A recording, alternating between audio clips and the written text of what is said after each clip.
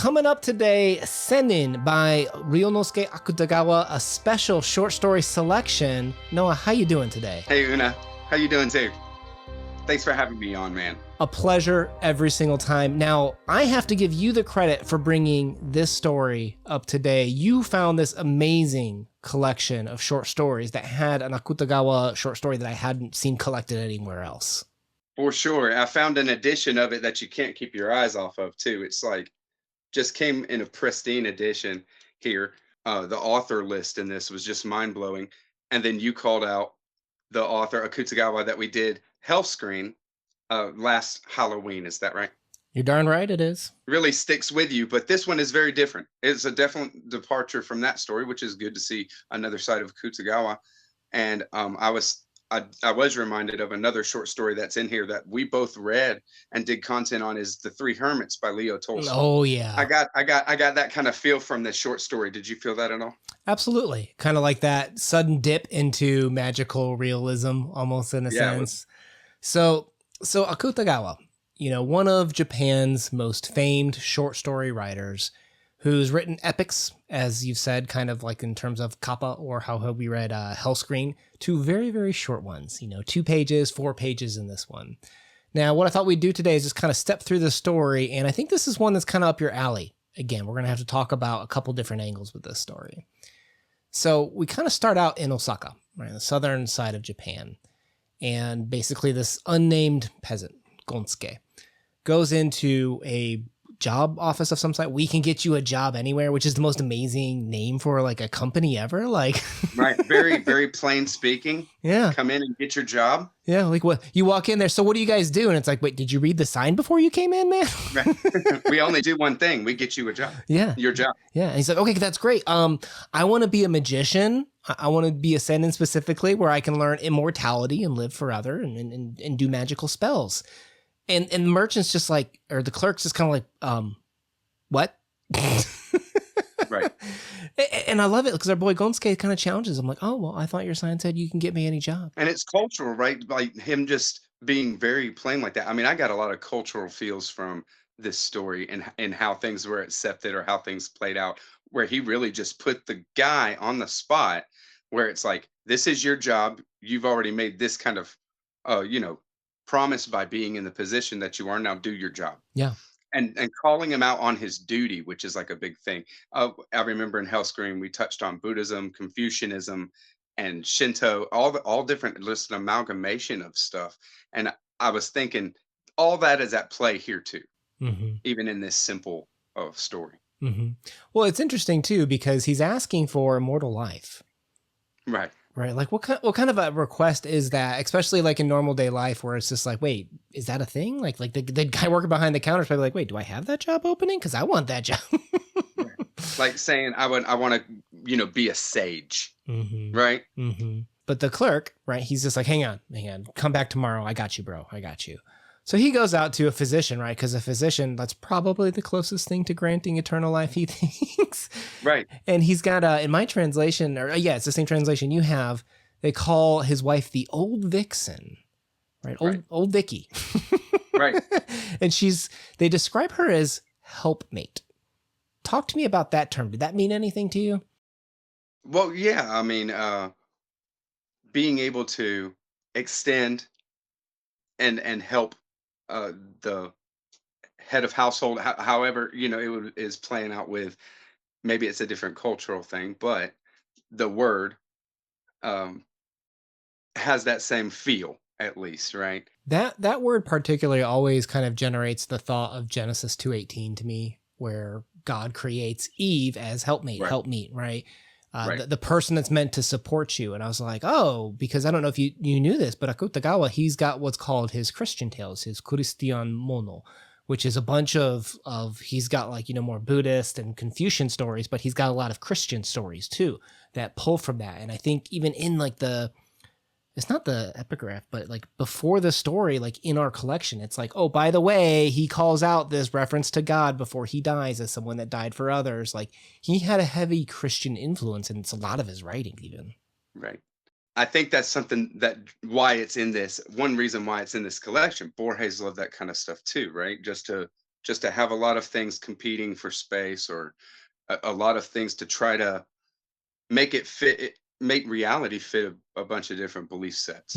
Yeah, and even Gonsuke himself, right? When you talk about having different motivations, different plans, he's like, he gets this news that he's like going to be taking on this apprenticeship to become Right. to become immortal, right? Like I'd be excited too. We gotta say as well that the guy, the head of household there, is the same name as him, right? They have the same name. They do? Oh, I missed Yeah, that. I like totally missed it's that. right at the beginning, like in the first paragraph or the first couple of lines. That's one of the things that where, our main character here and the guy have the same name. Oh, I totally missed that part. And then the wife is the helpmeet, and you calling it out as Eve, which is spot on, I mean, spot on. And so what if it does seem like there's a lot of merit to that kind of allegorical look at it, right? Yeah. I just love how when Gonsuke shows up, he has on like this fancy ceremonial outfit, like in terms of the howdy, and he's Oh got yeah, he's so serious. He's very sincere. He's full on. He's giving himself to and living in faith in it, like that it's real and this is what's happening for him. and then he's promised like, okay, you work for us for 20 years and like with no evidence that this is even possible, right? Like just talking about taking that quote unquote leap of faith. Right. You work for me for free for 20 years. I'll give you eternal life, which Right. to your point about allegorical discussions, I mean, you should be thinking probably about like, okay, what does that mean that you give up your entire earthly life, even like 20 years, like a generation's worth for the gain of eternal life? Like there has to be kind of like a Christian discussion here at that point in time. I think so, but that also is the same passage that pulled me into thinking along lines of pure fantasy, that this was going to be pure fantasy, because the natural response is, who else have you made a Sennin? Where is your, what kind of credentials do you have, or something like this? And to take it on somebody's word, maybe a cultural thing. I kind of give maybe some more value to it with that, just to say maybe they are going to, not know that somebody's not going to make a claim like this unless they can back it up, kind of thing. But since it did just move forward and he just says, yes, let's go. And then 20 years. Okay. And that 20 years goes by in one paragraph. It's one paragraph. And then, so it's a breakneck pace. Then you're at 20 years later. And so then right then it's like, it's a complete fantasy, and it's in mythology. It's like these kind of things and getting that symbolic feel. It's cool to see a biblical allegory like that if we push that all the way through a Japanese author's eyes, right? Yeah. And I wonder too, like you said, like that breakneck speed kind of reminds me of like, okay, well, we spent 40 years in the desert, right? Like there's a lot of different parts in the Bible where like it just, you'll be so honed in on a particular moment of searching for this job. Like my goal is eternal life. I will give up anything to get eternal life. And then boop, 20 years later, suddenly pass by. Like that happens constantly in the Bible too, where like time just, okay, well then this person had this person, and you go through 7 generations. You're like, oh, okay, that was quick. Like, right. Yeah. So, when he comes back to him, that's when he's in the ceremonial garb again, though. And there's no mention of anything except that he just takes care of the whole thing. So he lives a life of service, complete service, and living in faith that in 20 years he's getting his thing. And then now it's time for the rubber to meet the road. And that's a very interesting thing too, because I wonder, who knows what the author intended, but I'm looking at this where, when you think about Japan's past, they did not view money the same way that Americans did. Right. Where particularly like in the Edo period, you had basically, you weren't allowed to own stuff like the samurai, like the first class and like that non-leadership role. They weren't allowed to own land. Right. And right below them were the peasants who, and at one point they were even having to give up all of their rice to like the local, like I think it was the shogunate, maybe it was the emperor, I don't remember, but they would hope to get some charity back, right? Kind of like how this peasant guy gives up all of his belongings, like takes off his ceremonial garb and gives 100% of what he earns to the masters, right? Hoping for the charity, hoping for that promise to be returned. And you can even see a little bit of that Japanese element in there too, like in all the way to the bottom, if you didn't know, or for people out there listening that don't know, the merchants were the bottom class. The wealthy, the people that made all the money, right? Like they're considered the lowest because money was kind of on some levels evil to Japan. So, so for this guy to give up everything he owns, even his ceremonial garb, put it aside so that he can dedicate 20 years of his life is like, you know what I mean? Yeah, well, and it is crazy. I mean, is he able to do it? Yeah, he does it full on, and we just get the pure plain speaking that it's done, and it's completely done. And now these guys are on the spot. So is it giving up your materiality for a heavenly reward? My treasures in heaven kind of thing. In that kind of way. And just to be clear, I mean, I didn't think in this kind of way, in that kind of way at all during the read. Okay. This story just drives you straight to this ending, right? And there's only two kind of ways that it can be resolved. But nobody, I didn't think of the second way at all. That's when it became Three Hermits from Tolstoy, right? Right. That's like it's amazing, and so that's why it's kind of master level writing, because the story is so in retrospect, like after you read it, when you read it, you're like, this thing is single-mindedly focused on that point where the satisfaction of the story. So I guess, I mean, I asked the question about like that leap of faith.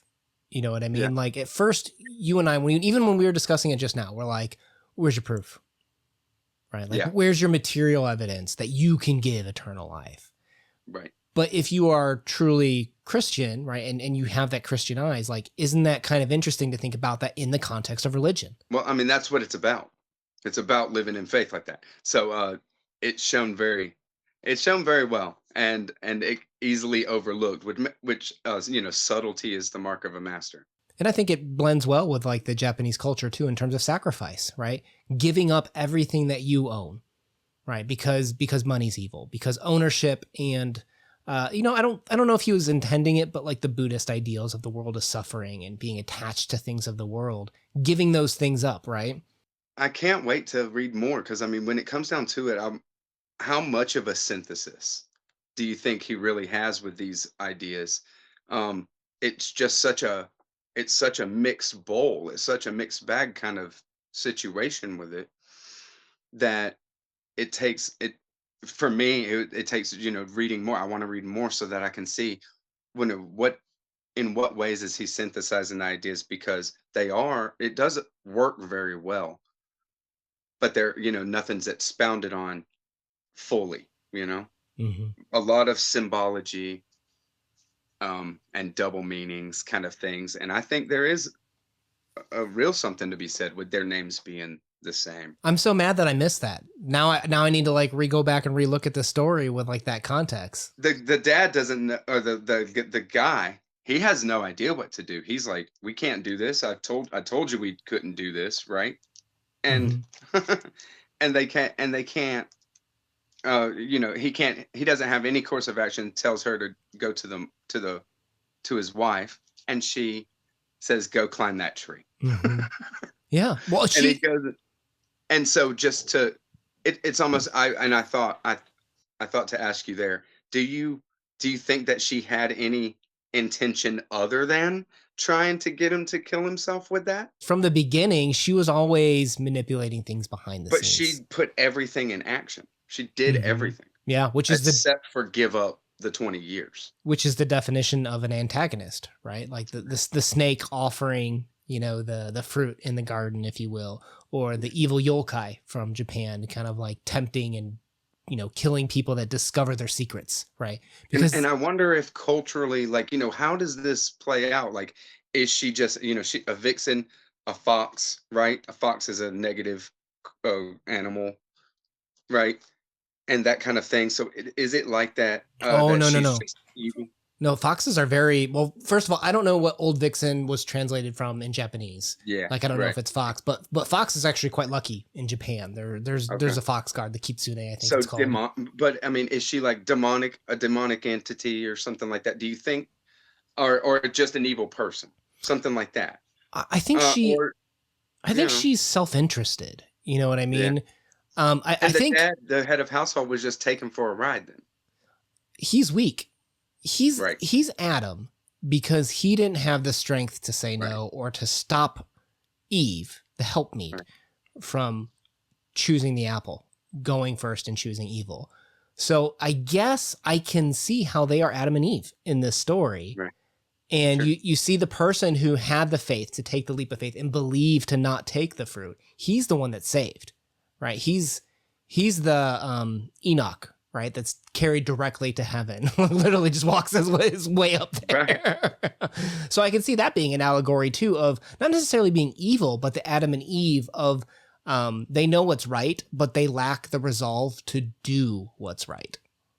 And then so it's a critique as well, though, because and a critique of the reader and everybody else too, because it is something where you don't believe it, you don't, you know, it's a twist, it's a great twist. You would never kind of think that this is how it's going to work out, and it works. It's very satisfying. It was magical, kind of like the three hermits there, Mm-hmm. and it's just like it works. And after it's over, you're just kind of like, welp. And I got that. What is that movie? Kung Fu Hustle, right? Where like all the most powerful people, all the most, you know, capable people are really just ordinary, living ordinary lives, this kind of thing. And showing that, like the everyman, just somebody who believes and walks forward and keeps their eye on what their goal is or something, and performs to the best of their ability, that they can ascend, no matter what, their ascendancy is assured, something like that. Well, I think even if you don't take it like the pure religious route, there's something to be said about greed, right? Like you had like Yeah. the guy that was willing to sacrifice everything, even beyond just Christian ideals. At the end, you had the Tatsugoro who bought that tree that the guy Right. took off from and planted it in his garden, who was apparently, I looked it up, a actual really rich merchant in Japan, right? And they were considered the lower class because they were associated with evil, the fact that money can buy things.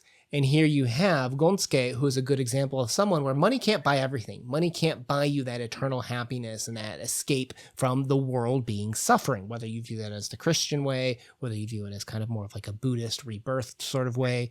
It's a very beautiful way, like you said, that layers a lot of different mythologies. I'd love to make the Shinto argument, but I don't know how. Like the lady just didn't seem like a yokai, and he didn't seem like he was really ascending to be like a Shinto deity, but I don't know. It was very interesting the way everything kind of wove together for me. Yeah, it's definitely very interesting. A really solid 4-pager. Borges knows how to pick them. Like I don't know if I mentioned, this is the first story in this collection. They chose to open this collection with this Akutagawa. So I'm excited to keep going too. Now, over on Noah's channel, we're going to have a playlist of any other stories that Noah does from this collection. So if you're here for Akutagawa, we got an Akutagawa playlist down below. If you're here for the Book of Fantasy, and even if you're not, go check out the Book of Fantasy over with Noah. He's got some great talks coming your way. Some crazy stuff coming in this book too. I tell you, it's just heavy hitter after heavy hitter. And if they're like this, then they're all going to be fun. Thank you, Ernie. Thanks for spending time with us today. Noah, peace out.